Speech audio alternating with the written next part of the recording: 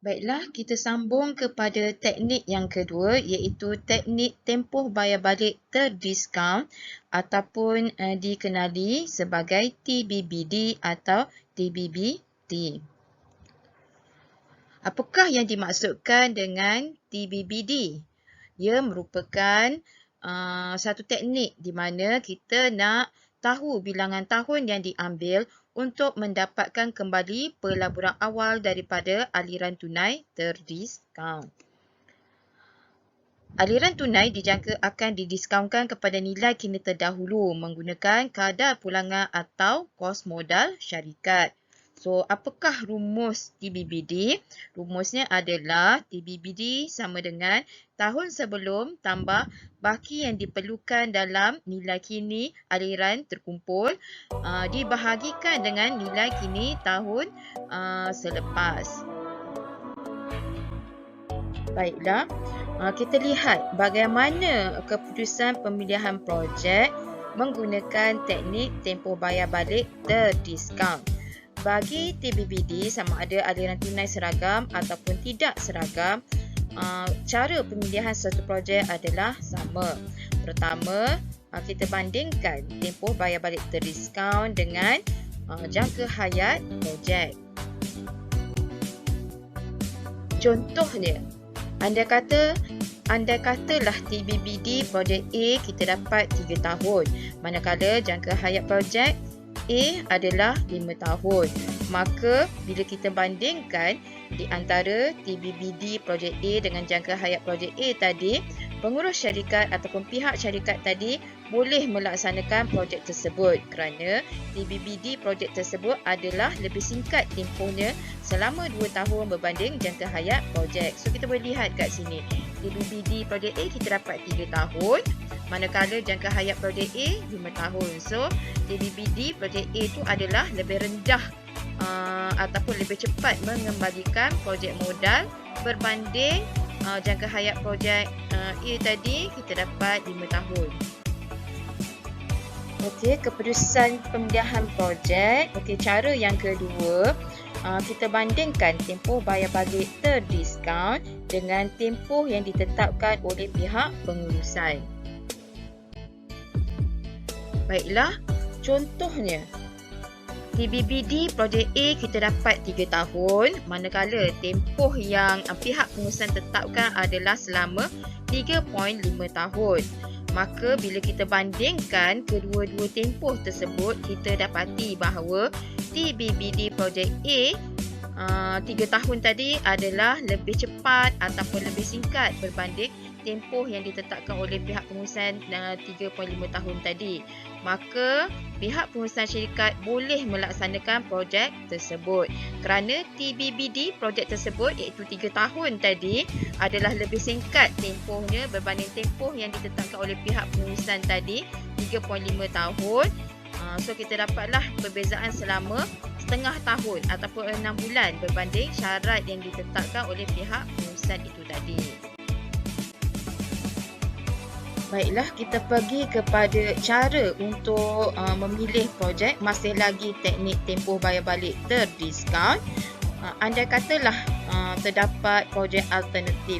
Projek alternatif bermaksud projek yang melebihi daripada satu. So maksudnya mungkin dalam jangka masa yang sama kita ada 3 ataupun 5 pilihan alternatif projek yang hendak kita laksanakan. So kita boleh bandingkanlah antara kesemua projek tersebut, tempoh mana yang paling pendek, projek itulah yang akan kita laksanakan. Contoh, andai katalah kita ada 2 alternatif projek yang perlu kita pertimbangkan. Andai kata TBBD projek A kita dapat 3 tahun, TBBD projek B kita dapat 5 tahun. So, kita akan pilih TBBD projek manakah yang lebih pendek antara keduanya. So, maka pihak pengurusan syarikat tadi boleh pilih untuk melaksanakan projek A ni tadi sebab TBBD projek tersebut adalah lebih singkat selama 2 tahun berbanding TBBD projek B. Baiklah, kesimpulan sama ada untuk memilih ataupun menolak mana-mana projek di bawah teknik tempoh bayar balik terdiskaun adalah jika tempoh bayar balik terdiskaun kurang dari tempoh penerimaan maksimum, projek akan diterima. Manakala jika tempoh bayar balik terdiskaun melebihi tempoh penerimaan maksimum, projek akan ditolak. Baiklah, kita lihat contoh daripada sudut pengiraan. Anda katalah syarikat Aura Jewels, dia sedang mempertimbangkan dua projek. Projek pertama, projek Diamond. Projek yang kedua, projek Aqua Marine. Syarikat Aura Jewels ni tadi menetapkan kadar pulangan yang dikehendaki sebanyak 10% untuk kedua-dua projek, dengan pelaburan awal untuk kedua-dua projek juga sama, iaitu RM30,000, dan tempoh bayar balik maksimum yang ditetapkan adalah 4 tahun. Tentukan projek mana yang harus dipilih berdasarkan teknik tempoh bayar balik terdiskaun. Aliran tunai adalah seperti berikut. Tahun 1 hingga tahun 5, kalau kita lihat kat sini, projek Diamond, aliran tunai masuknya sama setiap tahun selama 5 tahun. Manakala bagi projek Aqua Marine, tahun 1 RM15,000, tahun 2 RM14,000, tahun 3 RM13,000, tahun 4 RM12,000 dan tahun kelima RM11,000. So, untuk projek Aqua Marine ini dikatakan aliran tunai tidak seragam.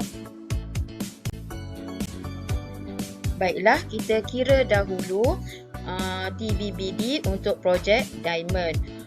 Bagi TBBD, walaupun aliran tunai seragam maupun tidak seragam, cara pengiraan adalah sama, di mana langkah pertama, anda semua perlu membina jadual yang mempunyai 5 kolom. Kolom pertama adalah tahun, kolom kedua aliran tunai, kolom ketiga PVIF, kolom keempat nilai kini aliran tunai dalam ringgit Malaysia, dan yang terakhir kolom yang kelima adalah nilai kini aliran tunai terkumpul dalam RM juga. Okey, so untuk kolom pertama tahun, okey, kita salin balik daripada tahun 1 hinggalah tahun 5. Begitu juga aliran tunai dalam ringgit Malaysia.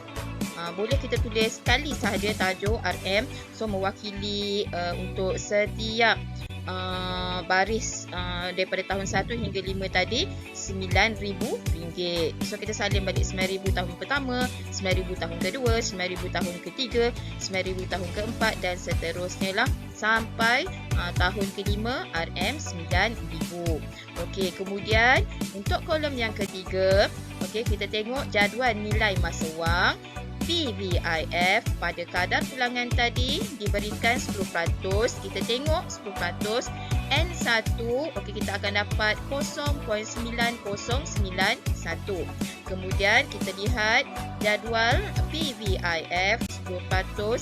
N2, kita akan dapat nilai 0.8264. Kemudian lihat PVIF 10% 3, kita akan dapat 0.7513. Kemudian kita lihat jadual yang sama lagi PVIF pada kadar pulangan 10% tapi N4, kita akan dapat 0.6830 dan seterusnya.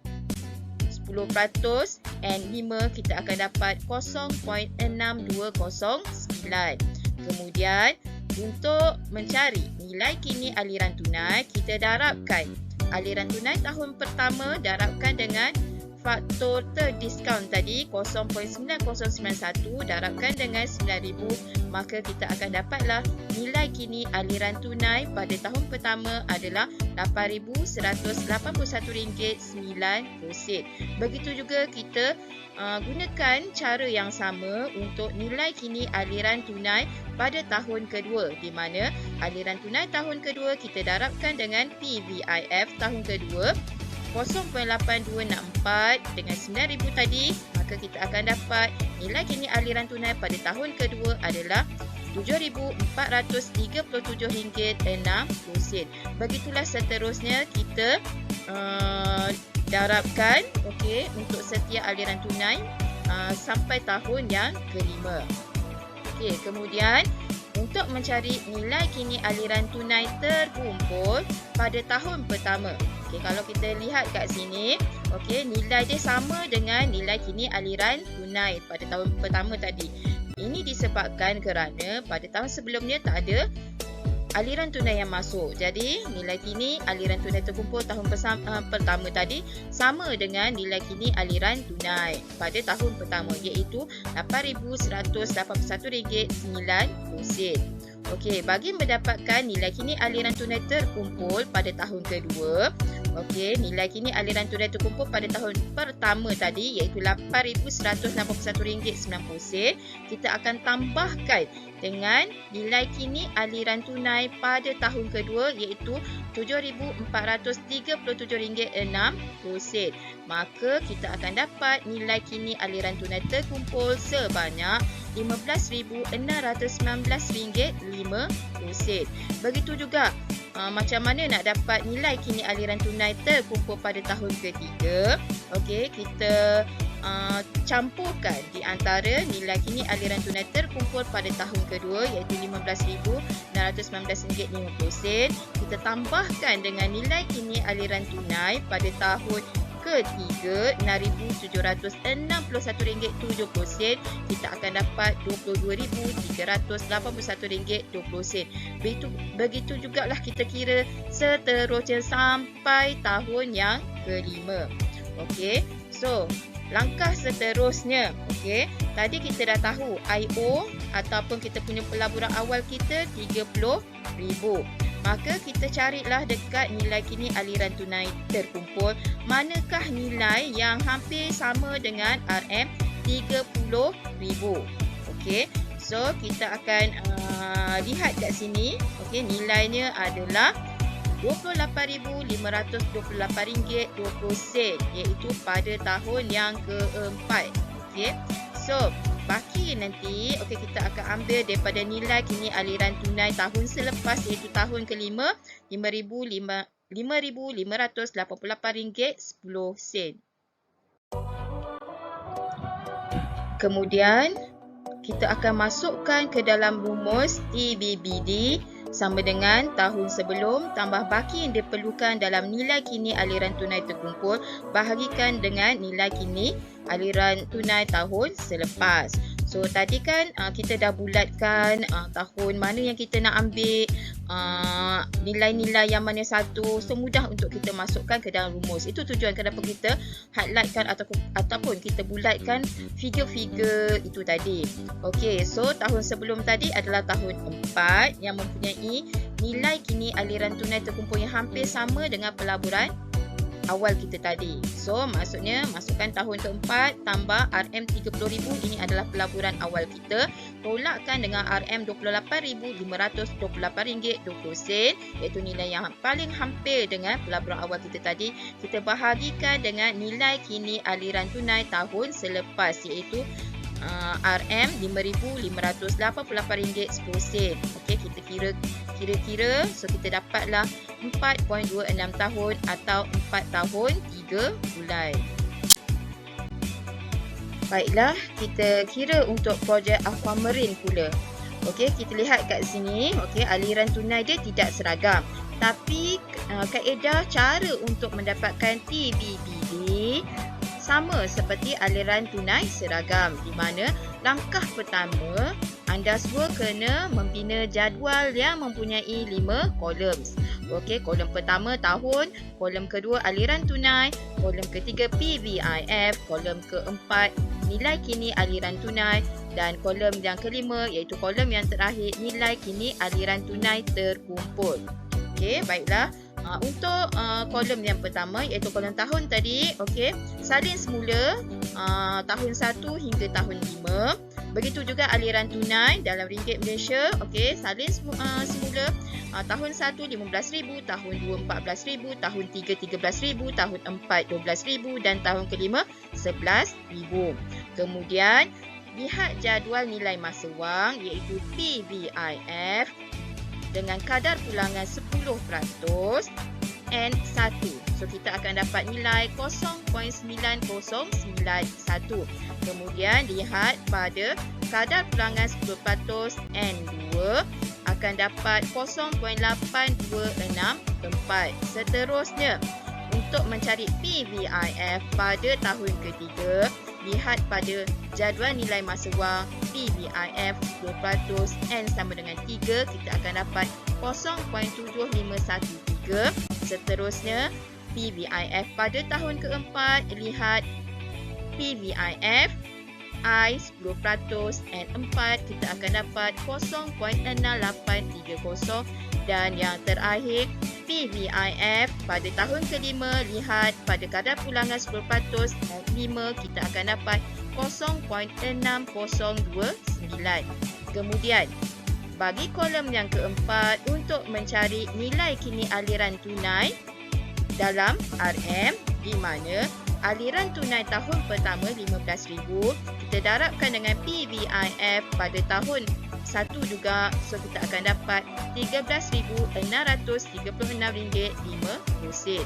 Begitu juga pada tahun yang kedua, guna cara yang sama, darabkan di antara aliran tunai tahun kedua RM14,000, darabkan dengan PVIF pada tahun kedua 0.8264, maka kita akan dapat RM11,569.60. Begitulah kita buat sampai pada tahun yang kelima.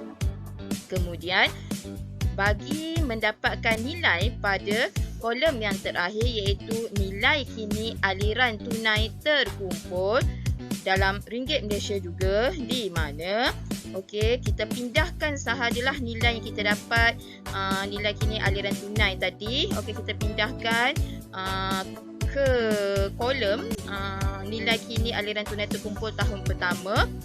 Nilai dia RM13,636.50. Ini adalah kerana pada tahun sebelumnya tiada apa-apa aliran tunai masuk yang berlaku. Kemudian, bagaimana nak dapatkan nilai kini aliran tunai terkumpul pada tahun kedua? Kita tambahkan nilai kini aliran tunai terkumpul tahun pertama itu tadi, iaitu RM13,636.50. Tambahkan dengan nilai kini aliran tunai pada tahun kedua, iaitu RM11,569.60. So, kita akan dapat nilai kini aliran tunai terkumpul pada tahun kedua adalah RM25,206.10. Begitu juga pada tahun ketiga.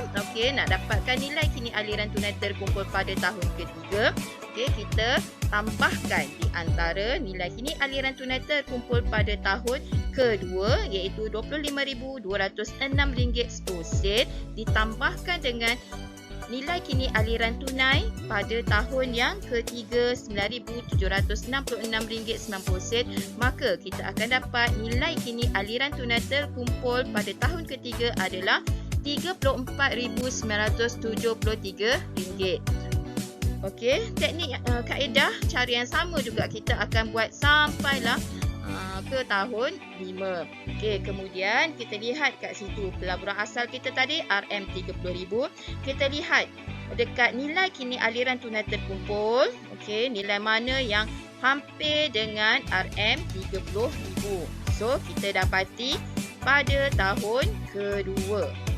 Pada tahun kedua, nilai yang hampir dengannya, iaitu RM25,206.10. So, tahunnya kita lihat kat sini adalah tahun yang kedua. Kita kena pilih nilai yang hampir tapi kurang daripada pelaburan awal. Sebab baki yang tak cukup tadi, nilainya tadi, kita akan ambil daripada nilai kini aliran tunai tahun selepas, iaitu RM9,766.60. Kat situ kita akan tahulah berapa bulan yang kita nak dapatkan tempoh ngam-ngam dapat RM30,000. Bagaimana untuk mendapatkan TBBD untuk projek Aquamarine? Kita masukkan nilai-nilai yang kita dapat tadi, yang kita dah highlightkan tadi atau kita bulatkan tadi ke dalam rumus.